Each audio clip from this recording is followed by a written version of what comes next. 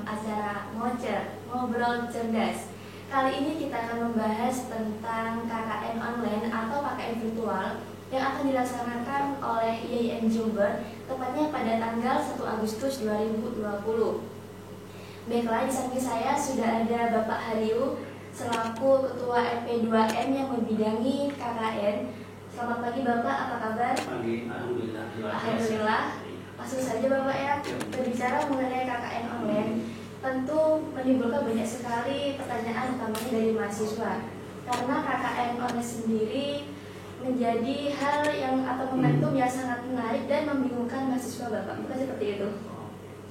Nah, mungkin Bapak bisa menjelaskan secara gamblang mengenai gambaran umum untuk KKN online tersendiri, Bapak. Oke, terima kasih Mbak Denis.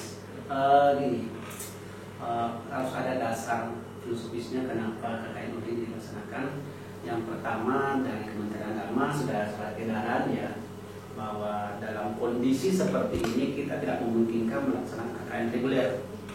Yang kedua, dasar agamanya ya, Rasul menyatakan apabila kamu mendengar di suatu daerah ada wabah, maka jangan kamu masuk daerah tersebut.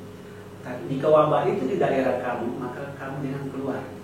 Artinya dalam hal ini katakannya stay at home, jangan kamu keluar. Nah, dari dasar tersebut maka dicanangkanlah namanya KKN online. Dalam hal ini IAIN Jember mengambil tema IAIN Jember mengabdi. Jadi dalam KKN online ini ya, saya ingat juga hadis Rasul, baiti jannati kan, KKN online dia kan dari rumah ya. Meskipun Menteri Agama atau pusat ada dua macam, KKN DR dan KKN KS, kegiatan sosial, tapi kita nggak akan melakukan KS. Karena itu harus ada ya, kita memakai KKN DR hampir semua, IAIN atau UIN hampir semua. IAIN Jember khususnya dalam KKN DR ini mengambil filosofi tersebut bahwa lebih baik mengambil kemaslahatan daripada lebih baik menunda kemudaratan daripada mengambil kemaslahatan yang membahayakan ada di mahasiswa. Jadi kami mencanangkan namanya KKN online. Nah, dalam KKN online ini semua kegiatan berbasis virtual. Jadi tidak ada tatap muka secara langsung, ya namanya online jadi tatap muka langsung, sehingga nanti dalam pelaksanaannya ini bahwa ada di mahasiswa betul-betul nanti melaksanakan dari tempat masing-masing ya, karena itu tempat ketika ada pertanyaan negeri saya sendiri itu yang menjadi dasarnya. Saya ingin menyatakan bahwa memang ada perubahan drastis dalam KKN ini dari reguler terkait dengan hampir 180 derajat. Pasti ya tadi membingungkan ya, bingung kalau tidak ada mekanisme atau aturan main, pasti membingungkan, banyak pertanyaan gimana sih ini, gimana gitu. Nah, kali ini kita akan menjelaskan bagaimana sih mekanisme KKN online itu, dengan ya, supaya tidak menimbulkan pertanyaan atau kebingungan di antara para peserta KKN yang tahun ini. Nah, itu yang mungkin sekedar info awal dari kami sebagai kepala pusat ya, kepala pusat pengabdian di RP2M, bahwa KKN online tetap kita lakukan berbasis virtual. Jadi semua menggunakan media online di media online. Kemudian untuk mekanisme sendiri Bapak bisa lebih dijelaskan lagi. Soalnya dari anak-anak, ada teman-teman juga banyak yang bingung juga ini nanti bagaimana seperti itu. Oke. Mekanismenya karena ini dari rumah, berbasis rumah, dari rumah kan, jadi tidak ada namanya posko. Jadi tidak ada posko 1, posko 2 enggak ada lagi. Hilang. Karena kenapa? Semua posko berbasis individual di rumah masing-masing atau di tempat yang di juknis yang pertama, yang kedua itu ini terutama juga dari kita dari Thailand. Pak, gimana kami dari Thailand, kami tidak bisa pulang ke rumah. Di juknis yang poin kedua menyatakan bagi mahasiswa yang tidak pulang ke daerah masing-masing tetap di Jember, maka melakukan KKN di tempat kosan atau kontrakan masing-masing. Dari Thailand ya, kalau dia di Jember ya di Jember, tidak usah pulang ke daerah lagi. Karena jadi tetap Jember. Jadi itu yang pertama. Jadi mekanisme yang kedua dalam KKN online ini bahwa tetap ada namanya nanti kelompok yang membentuk kelompok nanti dari tim RP2M. Jadi kemarin ada nanya, Pak, yang bentuk apa kami bisa memilih? Banyak bertanya, Pak, kami memilih ini. Mau tidak ada tidak ada bedanya mau satu jurusan pokoknya ini tidak ada pengaruh pada dasarnya. Cuma nanti dalam kelompok itu ada kerjasama, itu yang kita butuhkan ya. Jadi tetap kerjasama di antara mereka, ada koordinator.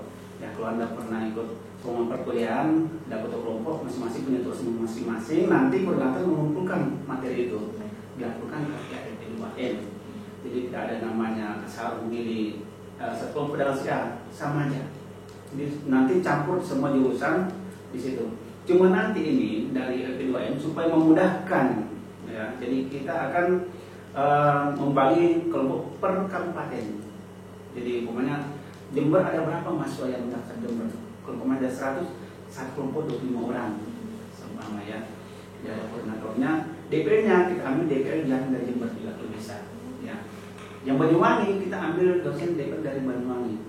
Jadi mekanisme nanti pembekalan juga beda. Jadi tidak ada tatap muka antara mahasiswa dengan DPR maupun DPR dengan pelaksana. Jadi virtual. Yang pertama, tim LP2M memberikan pembekalan kepada DPR virtual. Nah, selanjutnya hasil dari pembekalan dari LP2M ke DPR nanti ke kelompok masing-masing KKN. Jadi per kelompok. Jadi DPR si A, Bapak si A nanti memberikan pembekalan kepada kelompoknya. Dia kelompok satu, dia punya kelompok satu. Melalui virtual juga, hanya 25 orang. Memberikan materi yang kita sampaikan kepada mereka mahasiswa. Jadi kita tidak ada lagi pertemuan di kelas, tidak LP2M tidak menghadap ke mahasiswa lagi, jadi tanggung jawab ke DPR. Jadi LP2M memonitor DPR memonitor mahasiswa, gitu simpelnya. Terus Bapak, untuk itu yang saya lihat di Juknis ada beberapa hal mengenai seperti Instagram, kemudian Facebook dan IG. Kira-kira menurut Bapak itu bagaimana? Apakah itu dianggap sangat efektif apa tidak Bapak? Karena di situ tertera juga kita disuruh menambah followers dan mencari subscriber seperti itu. Betul sekali. Karena ini virtual, maka semua media sosial yang berbasis online kalau bisa di mereka punya. Jadi punya Facebook, di setiap kegiatan yang dilakukan setiap hari pasti bisa didokumentasikan atau divideokan. Itu cuma pendek.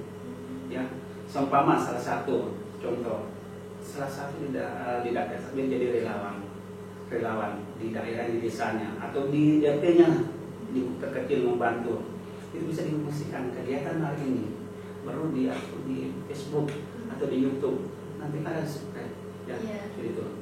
Yang kedua, kenapa harus di online kan? Karena main virtual ya, sebagai juga media sosialisasi bahwa ya Jember melakukan KKN ini dan sosialisasi kepada masyarakat bahwa ya Jember juga telah melakukan KKN seperti kampus-kampus lain.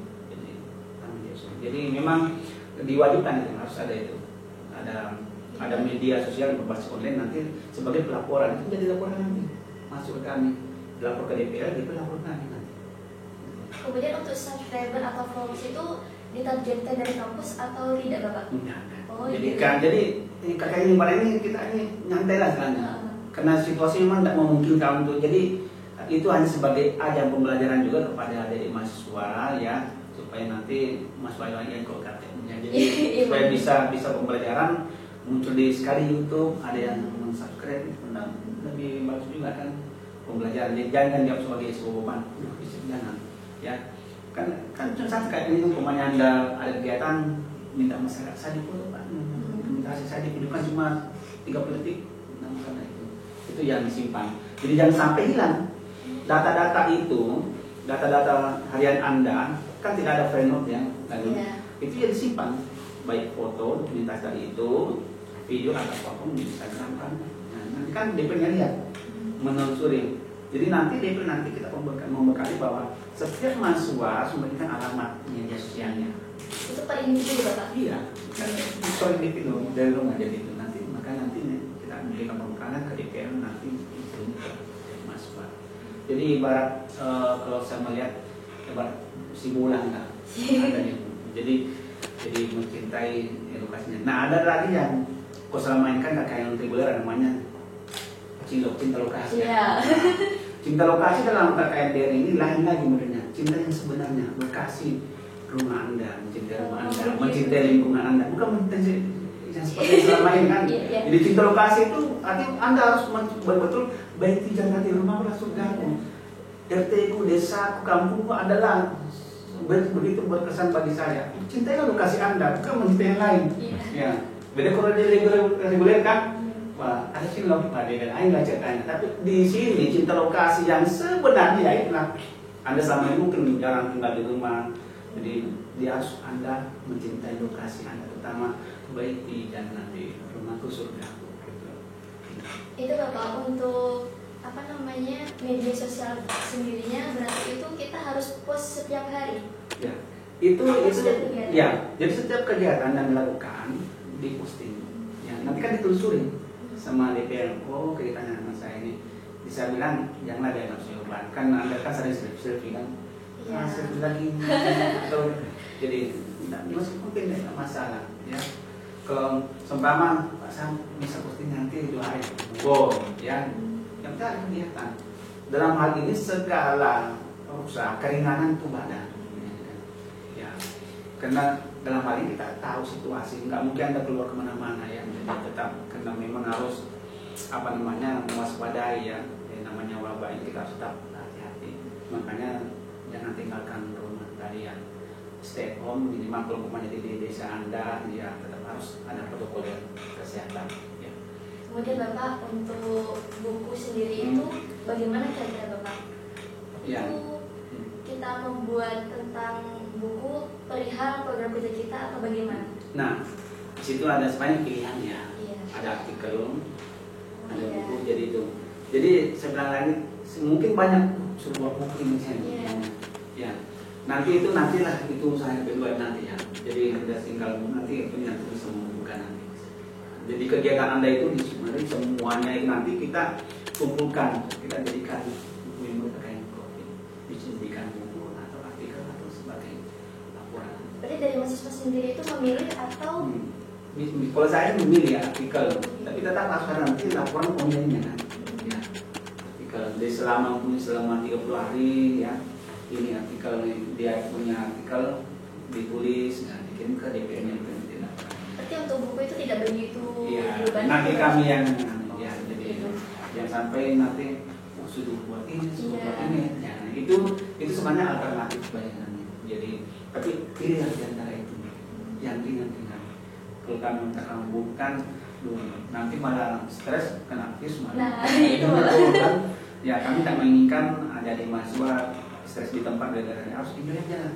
Pokoknya konsepnya stay at home dengan mengikuti protokoler santai di rumah masing-masing sambil melakukan kegiatan. Kan ada 4 program kan di Iya, situ. 4 program kerja. Itu ya, program. Itu untuk 4 program kerja sendiri apa kita memilih atau semua dilaksanakan Bapak? Ya, terima kasih pertanyaannya. Itu yang banyak bertanya itu. Iya. Apakah semua COVID, relasi agama, moderasi agama ini? Kami silakan pilih. Seumpama di daerah Anda, saya kan dari jurusan komunikasi. Apa yang saya lakukan? Kalau di daerah desa Anda atau RW RT Anda ada satgas, Pak, saya mau ikut jadi relawan. Silakan. Jadi sosialisasi tentang bagaimana virus ini. Jadi Anda sebagai komunikasi memberikan edukasi ke masyarakat. Ya, seumpama itu. Wah, saya ini tarik dia kan ini nggak perlu masuk. Saya ini Pusudin, ada di situ moderasi agama atau pendidikan keagamaan. Saya ini mengajar anak-anak di desa saya muslim untuk mengaji, ya, secara online aja dia pakai ini. Gitu. Oh saya dari umpamanya dari syariah, saya harus bagaimana saya bisa memberikan edukasi tentang hukum-hukum ya. Jadi masing-masing akan. Meskipun umpama dari dakwah ya, jadi dari siapa kebetulan COVID semua bisa masuk dakwah syariah bisa semua masuk ya. Silakan pilih dari itu ya. Ada pendidikan saya Pak, di sekolah saya di daerah saya anak-anak kemarin dari semua dia bingung silakan ya, dia tinggal di Bu saya semua ngajar anak saya di videokan saya di Oh, berarti masih gitu aja Pak ya? iya. Jadi jangan terlalu memikirkan sesuatu yang sangat berat dalam hidup ya. Karena kita juga tahu situasi dan kondisi yang jadi itu aja. Jadi sebetulnya lebih ringan ya Bapak? Lebih ringan dan ya, lebih ringan. Jadi tidak terlalu memberatkan karena memang cuma online nya cuma kesan tidak ada tatap muka ya. Jadi Jadi itu yang mungkin yang perlu disampaikan ke teman-teman mahasiswa bahwa KKN dari rumah ini suatu KKN memang yang baru, tapi inilah sebenarnya esensial dari KKN bagi Anda itu menerangkan wilayah Anda. Ya. Dan lebih tercipta. Nah, biar menyatu dengan keluarga. Kembali lagi ke pertanyaan tadi mengenai pembagian wilayah tadi itu Bapak. Kan di situ satu kelompok terdapat 15 Iya. orang. Nah itu kita bagaimana nih Bapak? Maksudnya pembagian tugasnya seperti itu. Oke. Nih, nanti kan seumpama dari LP2M membagi kelompok. Oh, si Mbak Apris ini ada dari kelompok 23 ya. Ada ini. Alamat dari mana? Rumahnya? Bangsal Bapak. Hah? Bangsal. Bangsal, Jember kan? Nah, Iya Jember. Jember, oh 15 orang atau 25 orang. Jadi kan satu kelompok dan ada grup kan, ya grupnya. Ya nanti di kelompok itu membuat banyak grup, di situ ada DPR di dalam. Nah, ada DPR di dalam grup itu, DPR memastikan siapa ketua grupnya kan di situ di grup WA-nya tuh. Ini nih. Nah, itu. Untuk mengkoordinir ketika nanti juga pada pembekalan online, DPR di grup itu bisa langsung memakai Zoom ini. Jadi komunikasi di situ jadi pembagian. Jadi itu dalam tugas itu nanti kan supaya Mbak Kris, Mas Imron punya tugas masing-masing melaporkan ke DPR nih. Saya punya tugas itu di daerah saya itu saya mengajar anak-anak online. Nah, oh saya menjadi relawan Satgas. Saya nih nanti jadi disatukan di situ. Koordinator kelompok yang menyatukan semua mengumpulkan tugas-tugas yang berserakan dengan satu. Ini kerjasama di situ. Jadi lebih kerja tim ya Bapak? Kerja tim. Jadi meskipun tidak satu posko, dari posko tetap kerja tim di sini ya. Ini sama-sama kerja dan kerjasama, gotong royong gitu ya. Berarti semua DPR di Kabupaten Jember misalkan tergabung dalam berbagai grup itu Bapak? Iya. Jadi umpamanya Jember paling banyak Jember kan. Jember ada 10 kelompok partai ada 10 DPR. Masing-masing DPR di sendiri. Nanti di LP2M ada kelompok sendiri DPR semua di situ. Jadi nanti mereka lapor ke kami. Kelompok saya, kelompok 2 seperti ini sudah ini masuk semua. Jadi makanya tadi itu Instagram, Facebook, WA atau apapun nanti itu harus diaktifkan semua. Memang rintangan di sini ya sinyal. Iya, sinyal itu Bapak. Kuota lagi Bapak. Kuota yang banyak mimpi ya. Iya. Kemudian Bapak untuk itu kan satu kelompok 15 orang. Misalkan tidak sampai target 15 orang itu bagaimana? Tidak masalah. Jangan dijadikan bebannya. Jadi TPD sudah punya mekanisme nanti. Jadi Jember, jadi kita masing-masingnya 25 orang ya. Jadi Jember paling ada 300 orang. Paling kita balik 25 kan. Kalau ada yang cuma 13, no problem. Ya. Jangan sampai hanya dari itu teknis karena tidak terlaksana. Nah, seumpama Pak bisa ini tinggal 7 orang tidak masalah. Berarti kan kita jalan kan ini. Jalan. Jangan sampai masalah teknis langsung pusing. Ya, teknis itu kan satu hal yang bisa dilatih ya. Tapi sesuai dengan bisnis, aturan mainnya ya itu. Jadi ada lagi yang perlu ini banyak kan. Pak saya dari Madura ini. Madura, tapi saya sudah kembali ke Jember. Saya tidak mungkin, kalau saya pulang ke Madura ya, di Jember aja tidak masalah kan.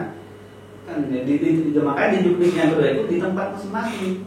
Ya, makanya menjadi penduduk tanda tertib. Ya, dari Madura sudah di Jember aja, nggak usah pulang ke Madura. Yang dari Thailand, Pak saya pulang ke Thailand, nggak usah pulang ke Thailand. Ya, di sini aja di Jember. Di milenya, fokus di milenya.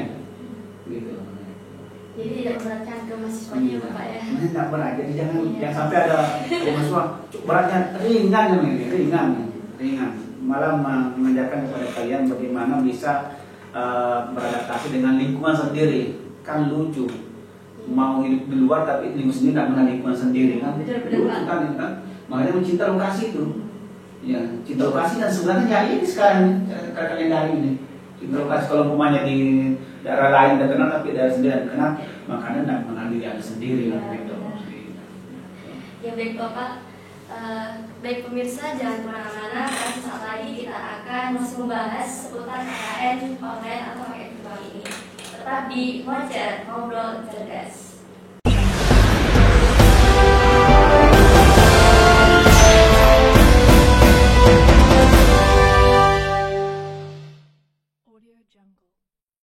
AOV News dan Pojok Kampus, update untuk Anda.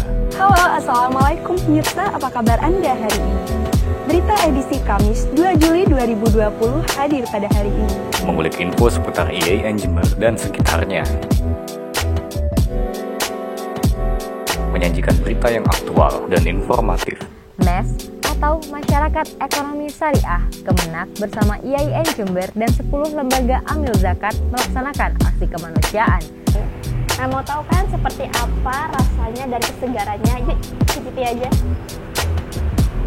Tentunya, kami akan menghadirkan berita yang menarik. Update setiap Senin sampai Kamis hanya di komunitas jurnalistik AOV YouTube channel, AOV News dan Pojok Kampus, update untuk Anda. Halo, Assalamualaikum pemirsa, apa kabar Anda hari ini?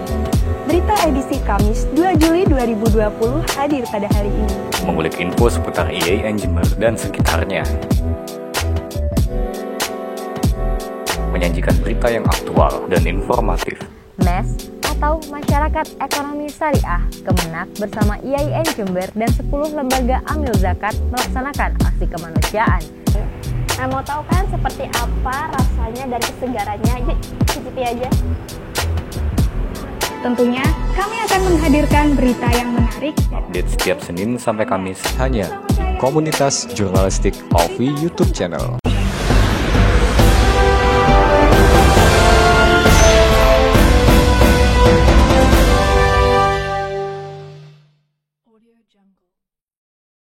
Baik pemirsa, kembali lagi bersama saya. Mari kita melanjutkan tentang pembahasan KKN online ini. Baik Bapak, untuk KKN online ini apa saja sebetulnya keunggulan-keunggulannya Bapak? Terima kasih Pak. Jadi kalau keunggulan KKN online ini banyak sekali. Yang pertama dari segi biaya pada dasarnya. Jadi kalau dulu kan Pak saya mau KKN ke daerah saya jauh, minta sama kan orang tua. Itu dari segi finansial. Yang kedua, jadi Anda tidak usah repot-repot ke lokasi. Pak, di sini tidak ada airnya, di sini sungai, di sini gunung kan ini. Ya, biasanya banyak yang lupa. Saya mau pindah posko, kenapa? Di sini jauh sekali masuk kan. Di sini posko di rumah masing-masing. Jadi tidak direpotkan lagi. LPD tidak juga cari tempat, ya, karena sudah otomatis. Itu. Jadi dari segi teknis banyak sekali diuntungkan dalam hal ini, ya. Dari segi finansial, posko, tempat tinggal. Yang ketiga, ya, bagaimana Anda bisa beradaptasi dengan lingkungan sekitar tadi itu, ya. Banyak mahasiswa di luar sana itu dengan keluarganya sendiri, lingkungan rumahnya kurang nggak kenal, malah mengenal yang dari luar. Iya. Ya, makanya KKN dari ini, bagaimana Anda bisa merekatkan Anda dengan lingkungan. Ya, kalau saya bilang dari pengajaran itu, bagaimana Anda dengan lingkungan kasur, dapur, sumur, kasur orang tua, ya, terdekat lingkungan kecil, terdekat dapur, ada kakak, ada paman, ada nenek, kan, sumur, lingkaran tetangga Anda. Jadi 3 R akhirnya itu kasur, dapur, sumur, mengenalkan Anda pada saat ini, KKN ini semua terakomodasi, ya, tercover dalam KKN ini. Gitu. Jadi Anda tidak usah lagi Pak saya mau pulang ke rumah dari posko. Jadi mau pulang kemana? Posko ini di rumah masing-masing kan. Jadi tidak usah repot lagi Pak saya mau pulang kan izin. Tidak usah izin ke DPR rumah pulang kampung kan. Pulang kampung sendiri kan. Gitu. Jadi tidak ada. Jadi mekanisme selama ini mungkin di KKN reguler banyak yang hilang. Ya. Jadi semua dikembalikan kepada mahasiswa sendiri. Itu ya. Baik Bapak, kemudian untuk harapan sendiri Bapak sebagai Ketua P2M bagi peserta KKN apa saja Bapak? Oke, harapan kami bagi kepala ya, Iya. kalau ketua lain, kepala lembaga, kepala pusat. Jadi harapan kami saya bilang kami ini tim ya, Iya. tim bahwa semoga KKN ini berjalan dengan baik karena kita akan melaksanakannya paling lama 30 hari ya, berjalan dengan baik. Adapun terkait nanti kekurangan itu sudah wajar karena ini pertama kali dilaksanakan, tapi harapan kami semoga dari mahasiswa yang KKN nanti mulai bulan Agustus ini diberi kelancaran ya, dan mudah-mudahan juga tidak ada lagi KKN seperti ini ya. Iya. Karena bukan masalah nggak mau, tapi tradisi yang selama ini dalam KKN ini pada dasarnya jujur lebih berkesan KKN reguler mau jujur ya, lebih berkesan KKN reguler ya. Jadi bisa simbolan dan daerah masing-masing, bisa mengenal suatu budaya adat istiadat daerah lain gitu. Yang di harapan saya ya tetap laksanakan, jangan mengambil pusing, memberatkan diri Anda. Kami sudah memfasilitasi, ayo bareng-bareng ya. Karena ini merupakan satu unsur wajib dalam proses akademik kalian. Terima kasih Bapak. Ya, sama-sama. Baik, jadi demikian voucher kita kali ini. Jadi terdapat berbagai keringanan sebetulnya daripada reguler biasa, karena kita bisa pakai di rumah, lebih mengenal dengan lingkungan kita dan lebih dekat bersama masyarakat. Baik pemirsa, begitu pemirsa, saya Adria Prianis pamit undur diri di hadapan Anda dari voucher Ngobrol Cerdas. Wassalamualaikum dan sampai jumpa.